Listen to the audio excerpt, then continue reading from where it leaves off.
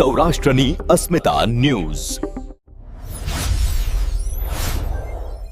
પીજીવીસીએલની ઘોર બેદરકારીથી વાડીમાં સર્જાયો ભયાનક ધડાકો।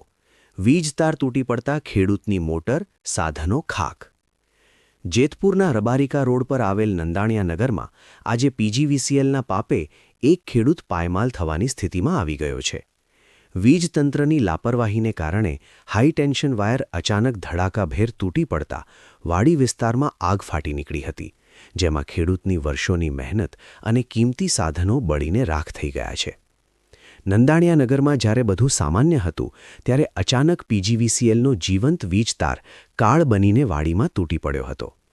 વીજતાર પડતાની સાથે જ એટલો મોટો ધડાકો થયો હતો કે આજુબાજુના લોકો ફફડી ઉઠ્યા હતા। શોર્ટ સર્કિટને કારણે વાડીમાં રહેલા નીલગિરીના વૃક્ષોએ પળવારમાં આગ પકડી લીધી હતી। આ કાળમુખી આગ એટલી ઝડપથી ફેલાઈ કે ખેડૂતની ઓરડીને પણ પોતાની ઝપેટમાં લઈ લીધી હતી।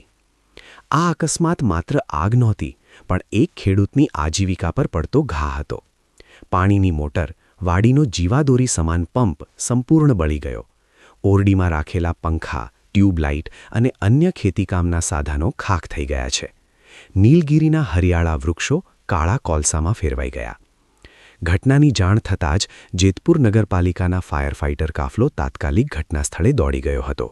ફાયરના જવાનોએ નીલગિરીના વૃક્ષોમાં લાગેલી વિકરાળ આગ પર પાણીનો મારો ચલાવી ભારે જહેમત બાદ આગને કાબૂમાં લીધી હતી, જેના કારણે આસપાસની અન્ય વાડીઓ બચી ગઈ હતી। સ્થાનિક ખેડૂતોમાં પીજીવીસીએલ પ્રત્યે ભારે રોષ જોવા મળી રહ્યો છે। ખેડૂતોનો સીધો આક્ષેપ છે કે જર્જરિત તાર અને તંત્રની બેદરકારીને કારણે જ આ દુર્ઘટના બની છે। ખેડૂતોની માંગ છે કે અમને ન્યાય આપો, વળતર આપો। અમદાવાદથી લઈને છેક જેતપુર સુધી ફરિયાદ કરીએ છીએ, પણ પીજીવીસીએલ જાગતું નથી। હવે અમારા જે સાધનો બળી ગયા છે, તેનો યોગ્ય વળતર પીજીવીસીએલે ચૂકવવું જ પડશે। તમારું નામ ને શું ઘટના બની? સાહેબ, મારું નામ સુરેશભાઈ શામજીભાઈ નંદાણીયા। અહીંયા મારી ખેતરમાં ઝાર વાવેલી છે ઉનાળુ, એમાં હું પાણી પીવડાવતો હતો અને મને જોરદાર ધડાકો સંભળાણો। કૂવામાં મેં જઈને જોયું તો કૂવામાંથી ધુવાડા નીકળતા હતા। રૂમમાં જોયું તો સ્ટાર્ટર ને એ બધું મારું બળી ગયું, વાયર કેબલ બળી ગયું, ફ્યુઝ બળી ગયા અને પછી આ થાંભલામાં તીખારા થતા અને વાયર બધા નીચે પડ્યા છે। હાજરને સામે કાંઠે જેતપુર અમારે હાલતા ને ચાલતા આ લાઈન અંદરથી નીકળે છે। વાડીનો પાવર હાલતા ચાલતા મોટર બળી જાય, અવારનવાર રજૂઆત કરી છે।